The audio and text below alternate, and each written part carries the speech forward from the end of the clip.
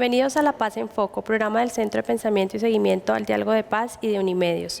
La Paz en Foco propone a nuestros televidentes elementos de análisis y reflexión sobre la negociación del conflicto armado y la construcción de la paz. Para esto nos apoyamos en las lecturas que construyen actores protagónicos del proceso. El día de hoy vamos a discutir temas referidos a experiencias anteriores de terminación del conflicto armado, las experiencias del M-19 y del EPL bajo las administraciones de Virgilio Barco y César Gaviria.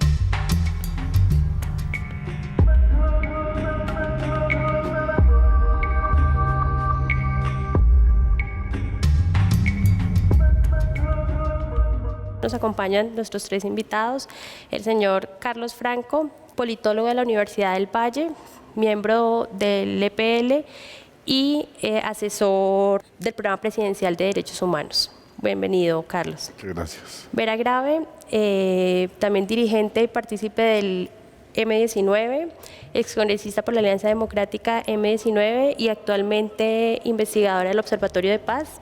Bienvenida, Vera.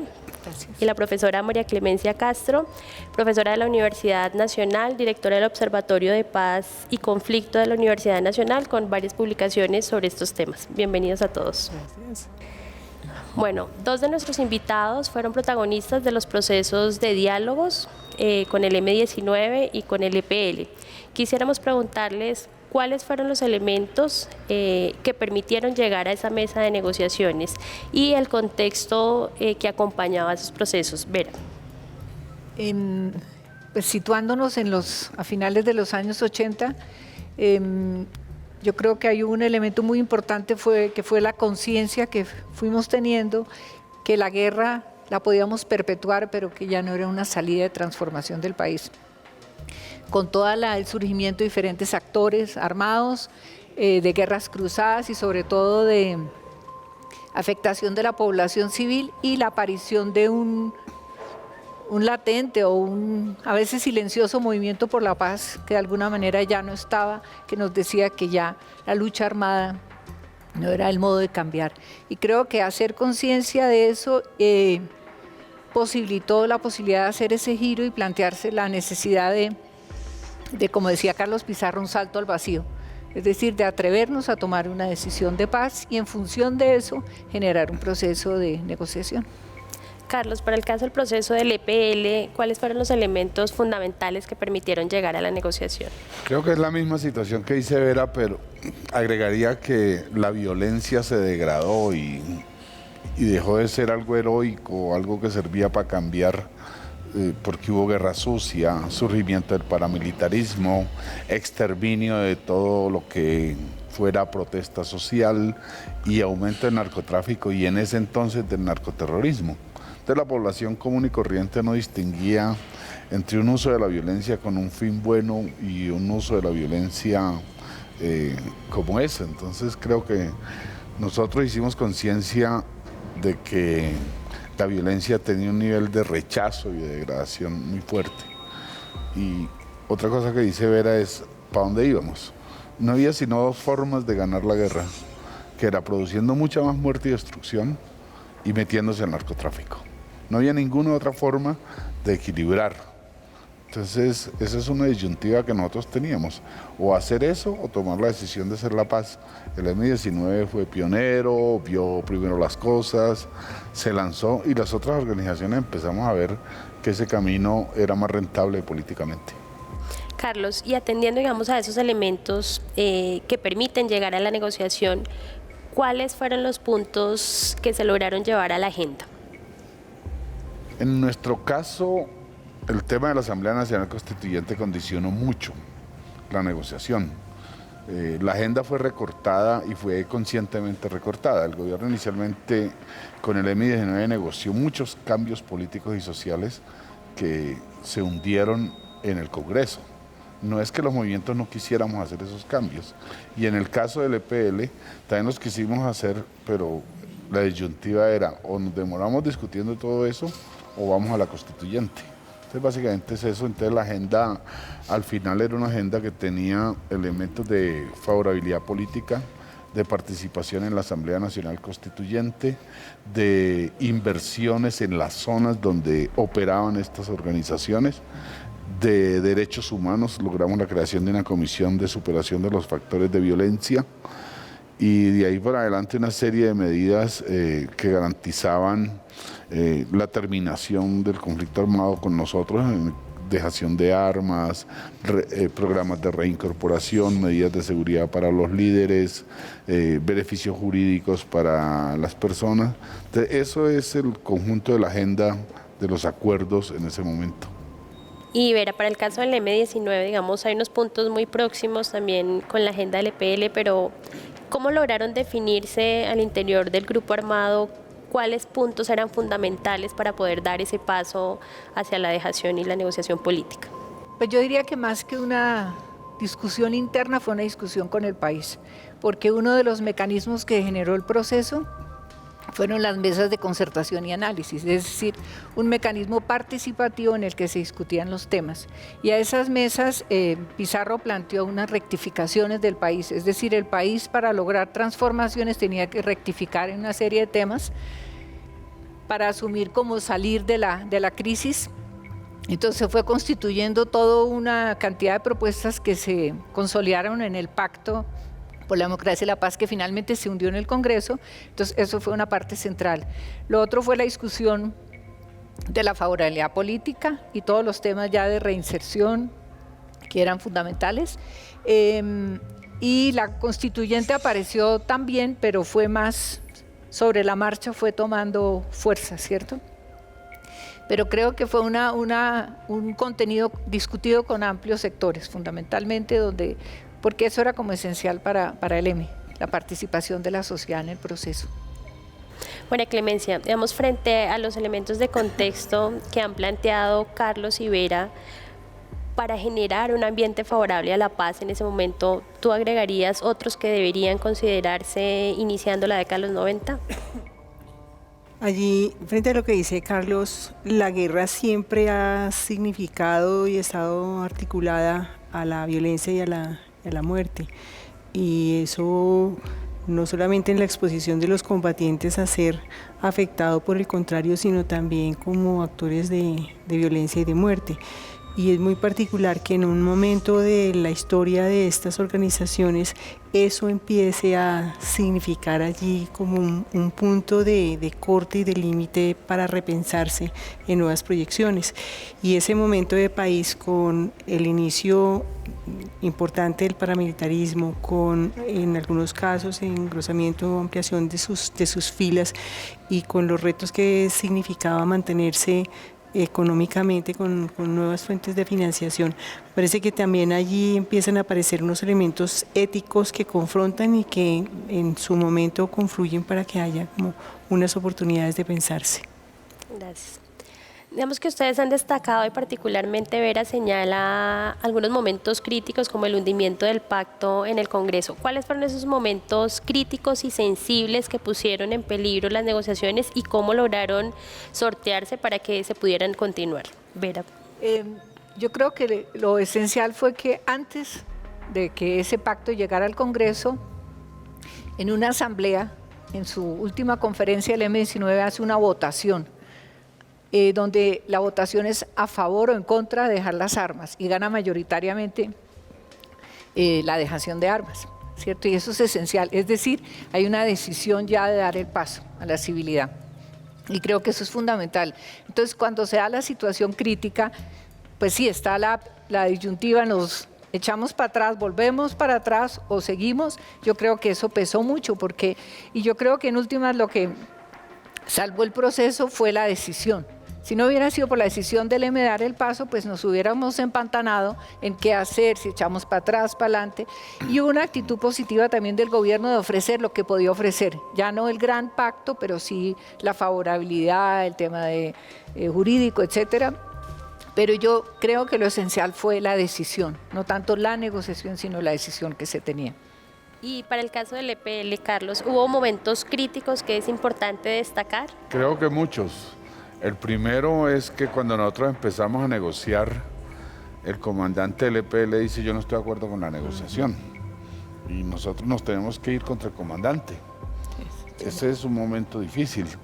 Después, cuando hubo los campamentos, había una comisión del EPL afuera y murieron 7 personas del EPL en un incidente con el ejército.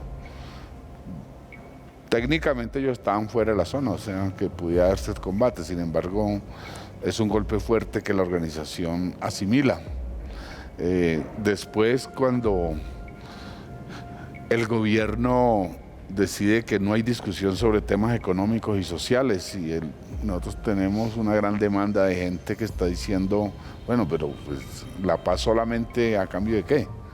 Y tenemos presencia en el movimiento sindical, entonces también es otro momento difícil y cuando el gobierno casi que nos pone una disyuntiva y es la Asamblea Constituyente empieza el 5 de febrero y si no hay desarme no hay participación en la Asamblea y eso pone el tiempo contra nosotros y mientras nosotros estamos construyendo consensos internos y esperanzados en que el acuerdo de paz puede ser más amplio. Entonces sí, hay momentos que se presentan difíciles.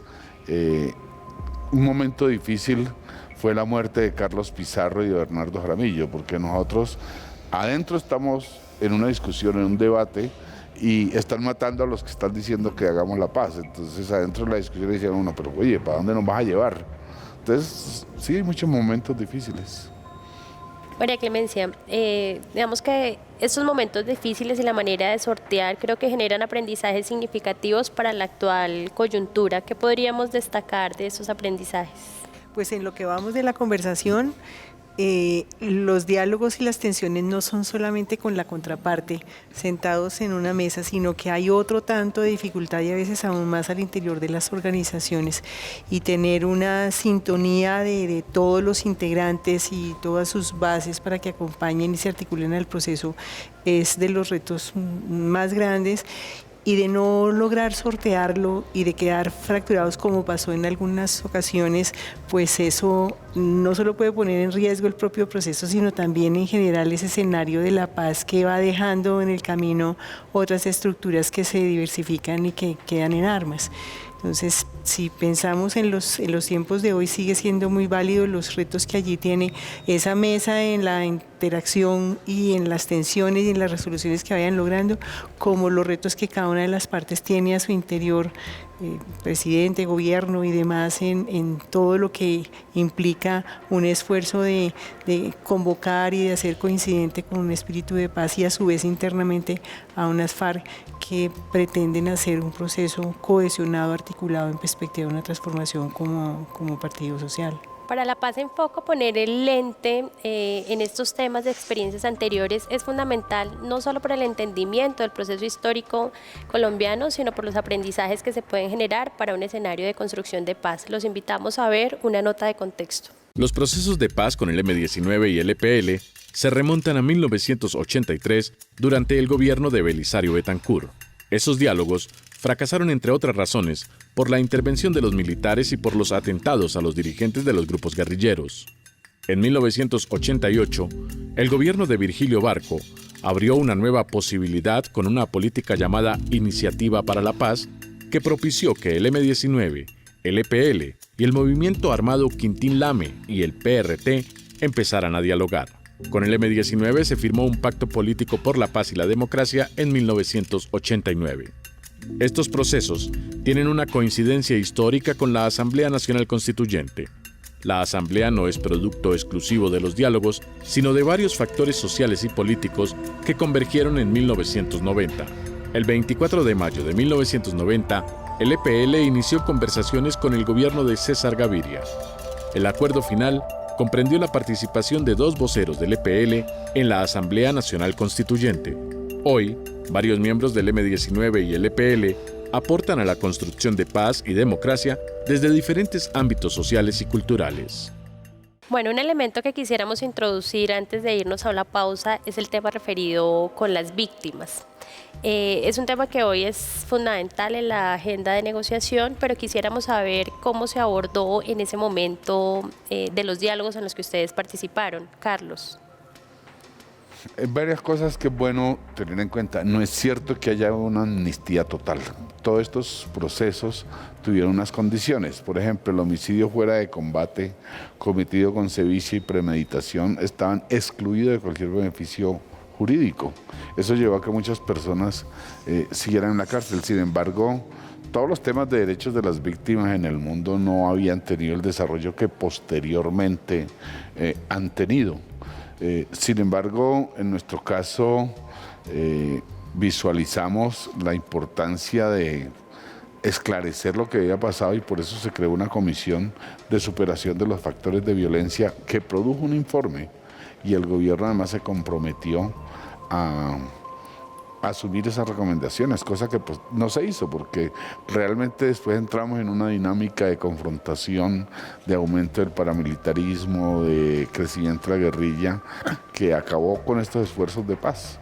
Pienso yo además que el gobierno tomó una decisión política y fue unirse de nuevo con la clase política tradicional para tener gobernabilidad.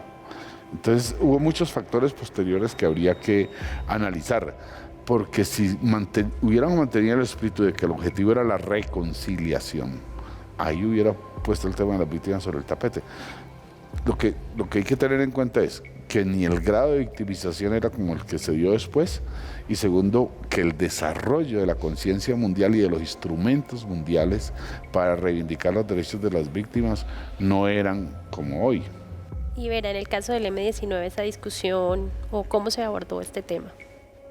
Yo creo que un poco en la línea de lo que dice Carlos, no quiere decir que la guerra no generara víctimas, pero yo creo que realmente, y es parte de la razón por la cual nos salimos de la guerra, era previendo la degradación que iba a tener. O sea, cuando Pizarro vislumbra y tiene esa intuición o tiene esa claridad de que hay que salirse, es porque dice, esta guerra nos va a llevar a una degradación donde las principales afectadas es la población civil, la que supuestamente defendemos. Entonces yo creo que en ese momento no estaba planteado con la fuerza que tiene hoy ese tema, porque el nivel de víctimas civiles no era las 7 millones de las que se habla hoy, y obviamente también no existía la Corte Penal Internacional, esa se creó posteriormente. Entonces ese que es hoy un tema crucial, tanto por lo que ha sucedido en el país, como por la conciencia que existe, pues no era uno de los temas esenciales, ¿cierto? En el caso del M, la cuestión estaba más centrada en un proceso casi de reconciliación de hecho. Ahí no hubo comisión de la verdad, sí hubo una comisión que se planteó para que abordara el tema del narcotráfico, que no tuvo mayores desarrollos, si es que los tuvo. Pero creo que el tema era más las transformaciones políticas que requería el país, y en eso estaba centrado, obviamente, todo el debate y toda la dinámica misma del proceso.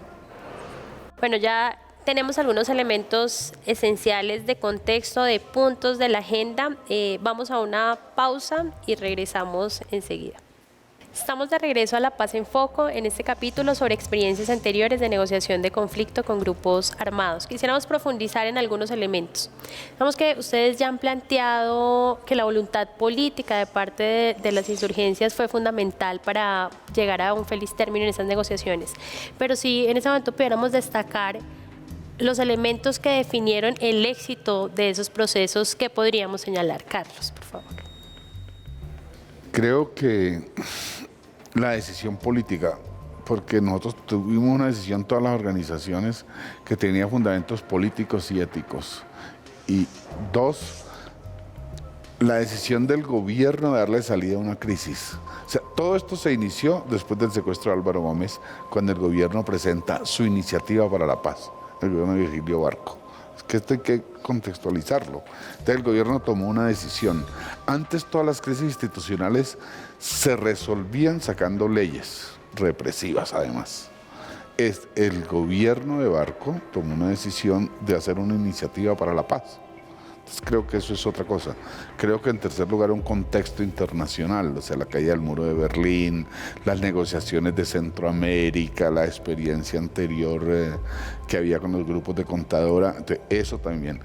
Y cuatro, una saturación de la gente con la violencia. O sea, la gente estaba asqueada con la violencia y esto era una alternativa al narcoterrorismo. Es que en ese entonces vivimos muchas situaciones de bombas y de carros bombas y de todas cosas, más todo este homicidio de la izquierda y de lo que no era izquierda, todo lo que fuera alternativo. Entonces creo que esa decisión de la gente de rechazar la violencia también fue un factor. Y creo que en nuestro caso, la constituyente, porque es que ya para el PRT, el Quintín Lame y el EPL, la expectativa de todos los cambios que se podían dar en la constituyente fue muy grande.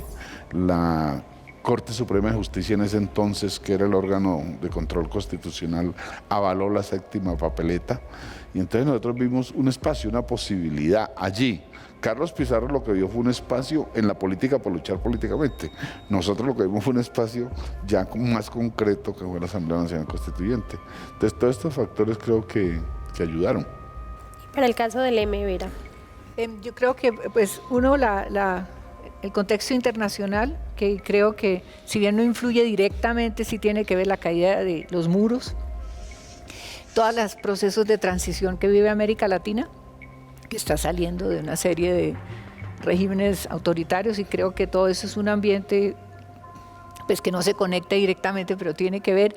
Yo creo que coinciden varios, no solamente es la decisión del M o de las organizaciones guerrilleras, sino hay como una conciencia de crisis. Barco hace una intentona anterior de una reforma constitucional que finalmente no cuaja, pero como que hay una conciencia de crisis, de que el país necesita una salida, y eso permite también el encuentro en últimas, es decir, la posibilidad de que haya una interlocución entre Pizarro y Pardo, es porque también de parte del Estado, por parte del gobierno, hay como una actitud de vamos a buscarle una salida a la crisis.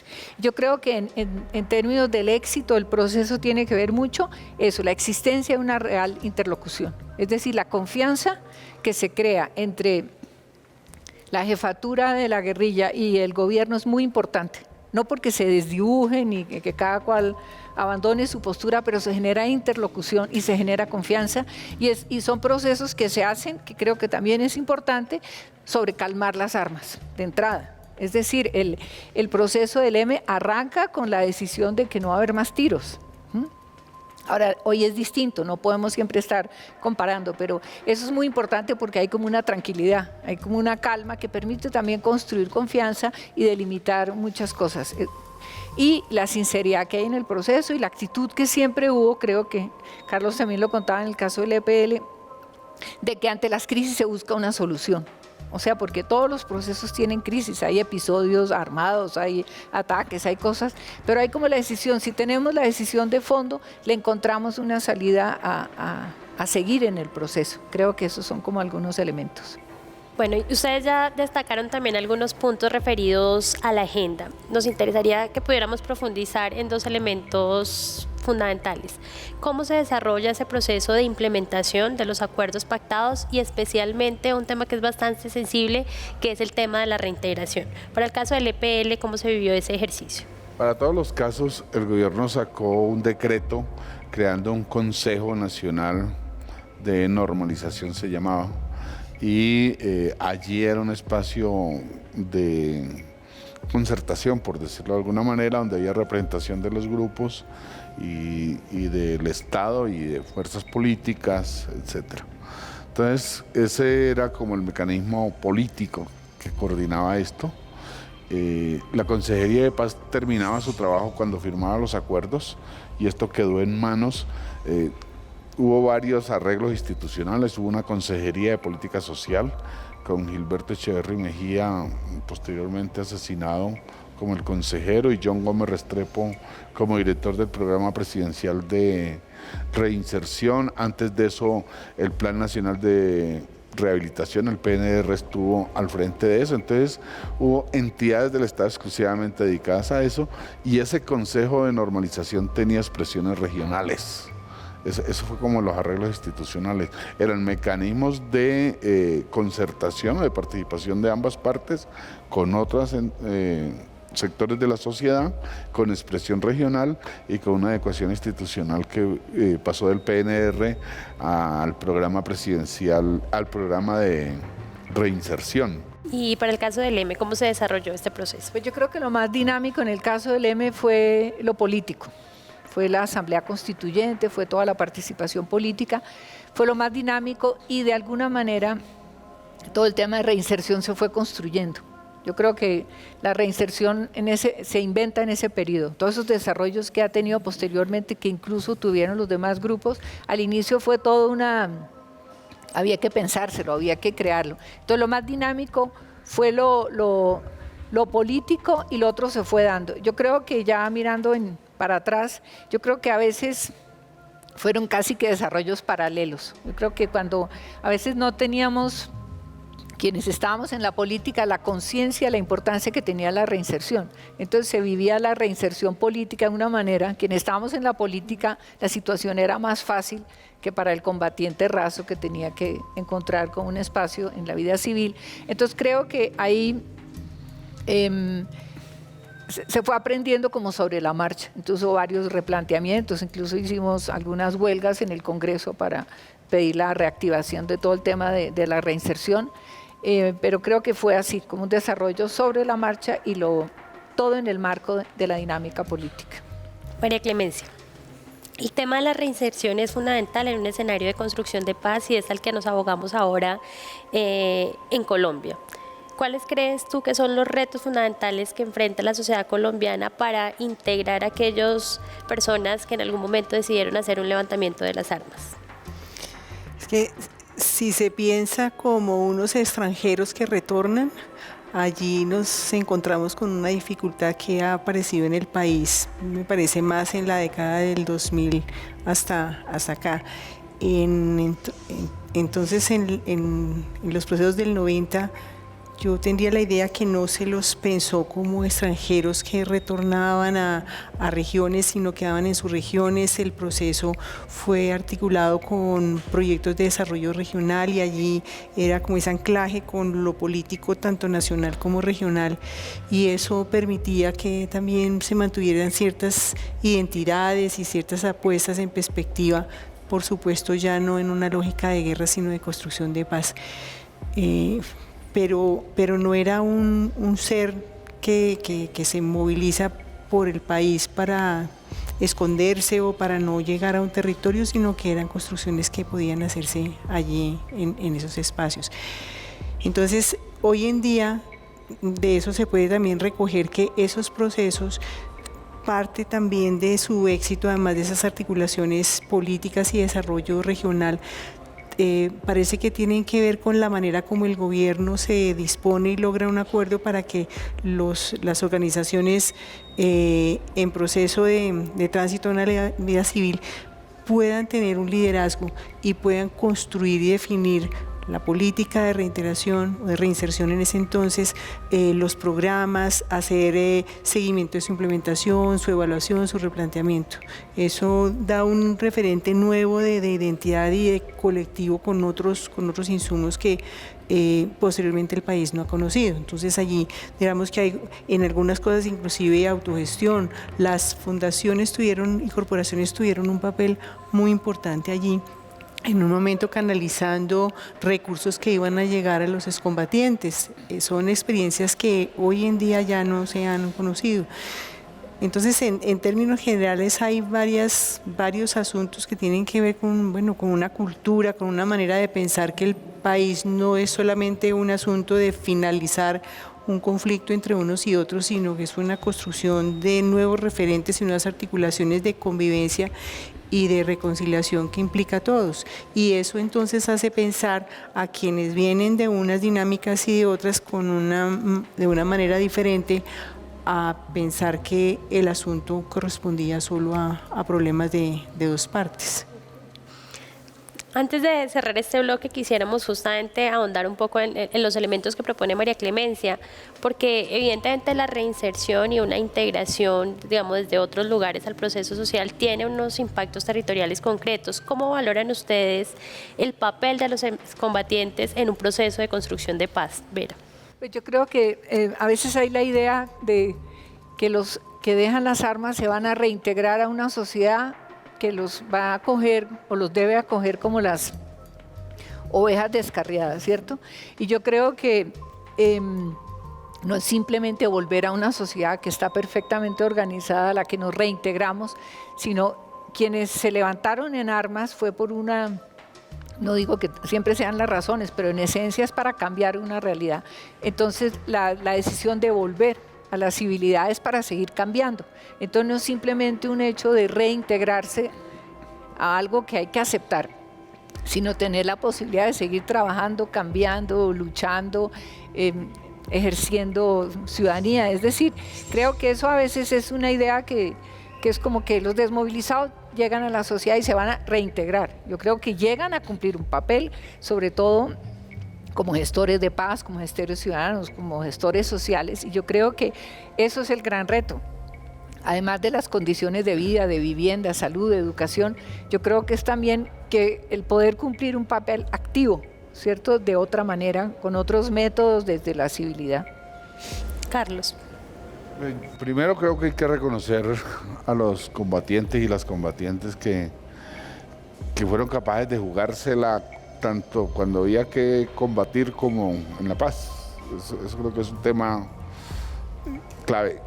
Mis aprendizajes es, primero, no puede haber reconciliación, no puede haber reinserción si no hay un ambiente de reconciliación. O sea, eso es muy importante, el contexto político de reconciliación. Uno segundo es desarrollo regional. O sea, cuando usted llega a una región, la gente no puede hacer un proyecto como solo, individual, en una isla. Cuando hay un poco de gente alrededor que está demandando los servicios, empleo, ingresos, igual. La tercera cosa es que los programas nosotros los creímos a 2 años y nos demostró el tiempo que se necesita más tiempo, ¿sí? La otra es que tienen que ser integrales, o sea, hay muchas dimensiones para un proceso de reinserción. Y la otra es que tienen que ser diferenciados, o sea, nosotros hicimos un acuerdo de unos beneficios iguales para todo el mundo y resulta que todo el mundo no demanda las mismas cosas, ni tiene las mismas necesidades, ni es lo mismo una persona de 22 años que acaba de ingresar que una persona de 40 años que lleva 15 o 20 en la guerrilla. Entonces, creo que esos son algunos de los aprendizajes de ese primer proceso de reinserción. Yo creo que hubo buena voluntad de ambas partes, pero eso no garantizaba que hubiera la eficacia. O sea, el hecho de que uno quiera hacer bien las cosas no quiere decir que van a salir bien necesariamente. Creo que debería aprenderse mucho más de lo que allí pasó. Bueno, vamos a una pausa. Ya se han perfilado elementos sensibles en términos de cuáles son esos factores políticos que son fundamentales para los éxitos de las negociaciones y un elemento que empezamos a introducir y es el papel de los excombatientes en la construcción de paz. Ya regresamos en un momento. Bueno, las experiencias anteriores de los diálogos coinciden con la convocatoria de la Asamblea Nacional Constituyente y posteriormente con la promulgación de la Constitución del 91. Ya Carlos y Vera han puesto de manifiesto la centralidad que ocupó la Asamblea Nacional Constituyente para el proceso de diálogos y de reconciliación política. Quisiéramos ahondar un poco más en este tema. El EPL más o menos desde el 84 planteó la importancia de una convocatoria a una Asamblea Nacional Constituyente. ¿Cómo se pensaban esa convocatoria a Asamblea Nacional Constituyente y particularmente la dinámica y los elementos que allí deberían confluir? Básicamente la idea central es reivindicar la democracia, la decisión popular. Todas las constituciones anteriores se habían hecho por un grupo muy selecto y no con participación directa de votación universal. Entonces, cuando hay una crisis de democracia como la que se presentó en Colombia en los 60, pues la alternativa que se propuso es hay que redefinir las reglas de organización institucional de este país y segundo, hay que hacerlo mediante la participación ciudadana. Esa era básicamente la idea, no había otra, y eso se enmarcó en un proceso de tregua del 84, donde nuestra bandera era la apertura democrática, abrir la democracia. Lo que pasa en los 90, pues Oscar William Calvo fue asesinado en el 85, en la mitad de esa tregua, hay, digamos, un repliegue de las fuerzas políticas cercanas al EPL, etcétera. Y ya en los 90 lo que pasa es que cuando hay una crisis que no hay por dónde salir, han matado a Galán, han matado a Pizarro, han matado a Bernardo Jaramillo, hay narcoterrorismo, hay carros bomba, hay de todo por toda parte, hay paramilitares regados matando por todas cosas, mercenarios entrenando paramilitares en Colombia, lo que tú quieras. Entonces lo que surge es una idea, otra vez, hagamos una constituyente. Y eso es respaldado por muchos sectores de medios de comunicación, algunos sectores cercanos al Partido Liberal, jóvenes estudiantes universitarios, y eso coincide con el proceso del M-19, porque es que todo se va juntando. Y hay un acuerdo el 2 de agosto, antes de que se posesione César Gaviria en el 90, con el M-19 para impulsar la Asamblea Nacional Constituyente, con unas reglas en las cuales nosotros no participamos, pero nosotros vemos ahí esa oportunidad de abrir la democracia. Y básicamente eso es como lo que... todos tuvimos muchas esperanzas en los cambios, y creo que lo que hizo la Constitución, la Constituyente del 91 es inmenso, es grande, o sea, cambió las instituciones de este país, introdujo valores democráticos, descentralizó este país, generó procesos de participación ciudadana más grandes, elevó todos los derechos humanos a una carta de derechos. Eso creo que todavía no se alcanza a valorar los cambios que eso implicaba. Vera, para el caso de la Alianza Democrática de M-19, ¿cómo se valora lo que representó la Asamblea Nacional Constituyente en ese espíritu de paz que acompañaba al momento? Yo creo que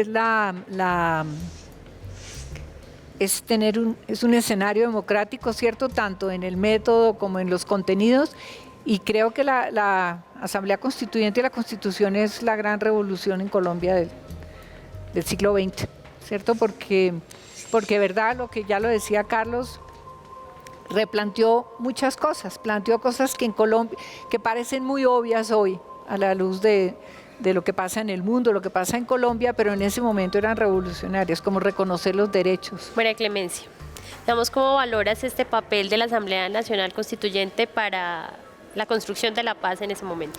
Es fundamental, y coincido con Vera y con Carlos en lo básico que significó para toda una transformación de siglo, dice muy bien Vera, pero yo quería señalar algo importante, que todas esas transformaciones y dinámicas que se gestan a la par y en coincidencia con estos procesos contrasta con unas dinámicas de la reintegración, en este caso, digamos, de la reinserción, convencionales, si se quiere, que las mantenemos en parte hasta el día de hoy, en el sentido de que desde los acuerdos mismos en algunas organizaciones empiezan a llamar beneficios y beneficiarios a quienes iban a ser favorecidos con una serie de oportunidades que se iban dando. Entonces allí desde esa ocasión advertía uno como un cierto énfasis asistencialista y una relación de dependencia que se establecía con el programa, con el cobro mensual, con la oportunidad que da. Eso ha tenido en las décadas siguientes transformaciones, pero en lo sustancial sigue generando entre los excombatientes o de los excombatientes con esas direcciones de programa una relación de dependencia que no es necesariamente favorable a dinámicas de mayor autonomía, y que contrasta con toda esa actitud propositiva y dinámica de participación regional y participación política. Y ese es uno de los riesgos que tendría un nuevo momento en procesos que vengan, porque se han llamado de distintas maneras, han tenido esquemas institucionales distintos, pero siguen de alguna manera repitiendo. En el 90, concertado y acompañado con los voceros y los representantes de las organizaciones guerrilleras del 2002 hasta acá, ya mucho más técnicos y con un manejo exclusivo, si se quiere, de la institucionalidad, pero hay algo de eso que se mantiene. Esos son unos beneficios para unos que son, digamos, los integrantes de estos procesos, con unos esquemas que generan unas relaciones de dependencia, así se nombren distintos, y que no dan una posibilidad de dinámicas. Más recientemente, después del proceso de ustedes, muchos otros sectores reclamaban que por qué para ellos no habría tantas posibilidades, y es la discusión de todo lo que debe ofrecer también para unos nuevos momentos de la vida el gobierno y el país, si es para unos, si es para todos. Creo que la discusión hoy en día, cuando se plantea un proceso de alcance regional, de transformaciones que trasciendan los esquemas de reinserción o de reintegración con los programas que se han tenido en su momento, ahí están pensando como en esas nuevas perspectivas, pero eso contrasta con el alcance tan profundo que logró tener a nivel político nacional y a nivel regional. Sí, yo creo que este diálogo nos ha permitido ubicar algunos temas, digamos, que han dificultado avanzar en una perspectiva más amplia como se quisiera, un poco también en la dificultad de materializar algunos acuerdos a los que se llegaron, nuevas, digamos, alianzas, acercamientos con las clases políticas tradicionales. Sin embargo, pues un elemento fundamental de presente, y es la importancia de la negociación política, del conflicto y de los diálogos para abrir espacios para la democratización del país. Digamos, si hoy nosotros preguntáramos cuál es ese gran aporte de estos diálogos para la democracia en Colombia, ¿qué podrían ustedes plantear? Uno, haber mostrado que eso fue la herejía del momento, que es posible dejar las armas, ¿cierto? Porque eso hasta entonces era casi como, de eso no se podía hablar, ¿cierto? Se consideraba una herejía atreverse a decir, estamos dispuestos a dejar las armas. Eso es esencial, porque eso cambia el paradigma de la paz. No solamente la negociación, sino decir, listo, las dejamos, nos vamos a atrever a otros escenarios. Creo que eso es esencial. Dos, obviamente la constituyente y la constitución, porque es concreta una decisión de cambio que es fundamental. Y lo otro son la cantidad de experiencias que posteriormente salen, que no son muy visibles. Porque la paz no es solamente la acción política, de cómo se llega al Senado o se participa de eso, sino es toda la cantidad de organizaciones, esfuerzos sociales, civiles, ambientales, etcétera, que muchos o que todos los excombatientes generamos, que creo que eso es importante, es como una multiplicación de experiencia, de lo cual yo creo que hay que aprender mucho. Y creo que el tema educativo también fue muy importante, y es muy importante como la conciencia de esto. Y obviamente las lecciones que hay que sacar de todo el proceso de reinserción. O sea, también lo que hay que aprender para futuros procesos, no para repetir, no para copiar, pero para aprender de ellos para hacer esto mucho mejor. Yo creo que hay tres aportes para la democracia que destaco. Uno, ese proceso legitimó cualquier uso de la violencia. O sea, cuando se toma la decisión, cuando se hace el proceso de paz, de ahí para acá la violencia es muy legítima.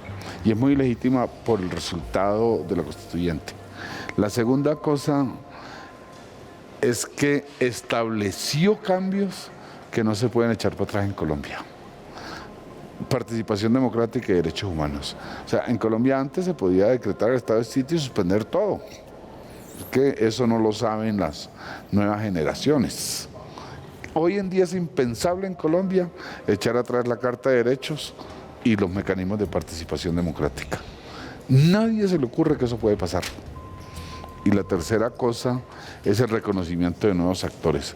Es bueno recordar que los indígenas hasta esa constitución eran considerados menores de edad en Colombia. No eran sujetos de derechos. Segundo, que se reconocía una sola religión y las demás religiones no eran reconocidas. Entonces, todo ese cuento de la diversidad, de otros actores, inclusive el reconocimiento de derechos de las mujeres, de los niños. O sea, yo lo que siento es que creó actores nuevos, instituciones nuevas, cultura democrática nueva. Yo creo que esto muestra que allí estos procesos tienen una dimensión política de la que ya hemos hablado, una dimensión social y también una dimensión de lazo, de vínculo y una dimensión subjetiva. Y en los escritos, en las producciones, en las reflexiones, en las elaboraciones que se van haciendo entre los excombatientes y quienes hemos estado cerca de estos procesos, allí se ha podido encontrar que no es solamente el asunto de la política o no es un asunto del personaje individual, sino que son una confluencia de dimensiones que constituyen ese gran reto de encontrar nuevos caminos de cada uno, del conjunto, del vínculo, de la relación con la ley, con la institucionalidad y de pensarnos como país. Y eso es lo que deja también para estos procesos. Ahora, en esos procesos uno mira, lo decíamos al principio, era un país, otro era una comunidad internacional distinta, eran unos tiempos jurídicos diferentes y hubo temas que allí no aparecieron, el tema de los combatientes menores de edad, el tema de las mujeres. Si uno revisa los acuerdos allí, creo que solo una mujer, Herta Díaz del Garnica, firmante, pero los procesos, digamos, los desarrollos posteriores van mostrando allí unas presencias, unos liderazgos, y ya no solo de los tiempos de la guerra, sino en esos nuevos momentos de la vida que son muy importantes y que los vamos viendo ya en esos esfuerzos de construcción de paz. Entonces no es solo para pensarlos hoy, porque en parte esos temas aparecen allí con la sombra de la judicialización, de las dificultades que pueda significar para un proceso como ha pasado en el 2000 y ahora asoma, sino que allí hay unas juventudes presentes en esos procesos, hay unos asuntos de género, de diversidad sexuales, de etnias, entrecruzados y articulados, y escasamente en ese final de ustedes empezaban a aparecer y aparecieron con los pueblos indígenas, y las mujeres ahí estaban, pero en esas mesas no las vimos, en esos acuerdos no los vimos, y las hemos visto en los protagonismos posteriores. El tema de las juventudes, de esos tan jóvenes que ingresaron, no alcanzó a ser, y es un tema contemporáneo sumamente importante.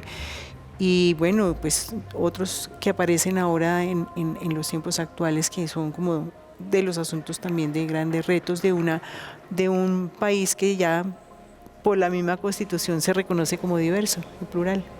Bueno, ya para finalizar y un poco atendiendo a lo que señalaban, el propósito no es evidentemente hacer un ejercicio comparativo con el momento que vivimos y lo que se desarrolló a inicios de la década de los 90, pero sí nos parece importante poder cerrar con esos aprendizajes, con esas lecturas que, viendo lo que desarrollaron en los momentos en que ustedes fueron protagonistas, los aprendizajes que generan para el momento actual. Carlos. Un aprendizaje central, y es que es la hora de la paz, que las armas ni tienen legitimidad, ni son eficaces para lograr objetivos, ni son necesarias en Colombia. Ese para mí es el punto. Yo la verdad, pues creo que esa es la clave, y que eso es lo que quiere la sociedad colombiana. Ya de ahí para adelante encontrar el camino para dejarlas, las razones, la forma, qué acuerdos ameritan eso y cómo implementarlos, pues es tarea de los que están en el Estado y en la insurgencia. Pues a nadie le gusta que le den consejos, ¿cierto? Entonces, porque todo el mundo, como dice Carlos, tiene que explorar su camino. Creo que sí hay que aprender de la historia, no para calcarla, no quiere decir que no se inventen cosas nuevas. Yo creo que lo esencial es que la paz es una decisión, que la negociación es muy importante, pero en el fondo tiene que haber una voluntad de una decisión. Es algo muy aparentemente sencillo, pero tiene que haber una gran convicción en ese sentido que se va construyendo. Y dos, yo creo que la paz es más revolucionaria que la guerra. Es decir, nosotros pasamos y la generación de los años 60, 70, 80, pues apostamos por la guerra como la posibilidad revolucionaria. Y yo creo que hoy la gran revolución es la paz. La paz no solamente la firma el acuerdo, sino como mentalidad, como manera de reconocernos, como manera de transformar nuestra sociedad. Creo que eso sería para mí lo esencial. Todos estos procesos pretenden hacer una innovación. Si uno cuenta, fueron 10 experiencias de procesos de paz en el 90, desde el 90 al 98, y todas tuvieron de innovación y todas tuvieron de repetición, tanto en los esquemas como en su implementación. Y de ahí en adelante todos pretenden hacer distinto. Esa vuelta, esa capacidad de volver a mirar ese camino recorrido por otros para recoger allí retos, dificultades, maneras de sortear, construir algo nuevo, es también una manera quizá de evitar que se vuelva a hacer lo mismo sin darse cuenta. Y en esa misma dirección está como el poder entender que si se trata de una negociación, ahí están dos partes o más que están convocadas a ceder y a reencontrarse y a repensar y a redefinir muchas cosas justamente para hacer unas posibilidades de unos acuerdos de una construcción nueva. Y eso es muy costoso, eso siempre se pensará y hasta dónde, hasta el punto en que se pueda desistir de que el esfuerzo es a ganarlo todo venciendo al otro. Y que además de eso pueda que en esa negociación pensar distinto a la idea de que de todo lo que dejó es pérdida. Cuando se pueda tener una significación de eso diferente, allí el proceso gana una fuerza muy importante y eso, como decíamos antes, requiere unos replanteamientos y unas redefiniciones y digamos que más que costos son ganancias, pero en qué punto se puede ver, como lo enuncian ustedes, que la ganancia era la paz y todo lo demás, digamos, se justificaba y era como algo que podía argumentar ese paso dado. Quizás en ese momento habrá que decir que allí ya no hay marcha atrás y que de hecho se va para adelante con nuevos derroteros. Bueno, muchas gracias a Carlos, Vera y María Clemencia por permitirnos compartir este espacio, a nuestros televidentes por acompañarnos. Los invitamos a una próxima emisión del programa La Paz en Foco, el programa del Centro de Pensamiento y Seguimiento al Diálogo de Paz y de Unimedios. Hoy transmitimos desde el edificio de Ciencia y Tecnología de la Universidad Nacional de Colombia en el campus de Bogotá.